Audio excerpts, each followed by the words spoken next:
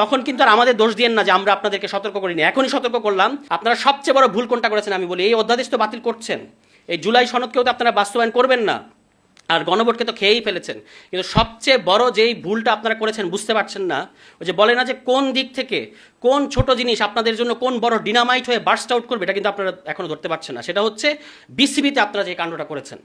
আপনারা একটা জিনিস মনে রাখবেন যে আমরা সারাদিন জুলাই সনদ সংস্কার ইত্যাদি নিয়ে কথা বললেও বাংলাদেশে কোটি কোটি তরুণ হয়তো সারাদিন এগুলো নিয়ে চিন্তা ভাবনা করে না, কিন্তু তারা ক্রিকেট ফলো করে।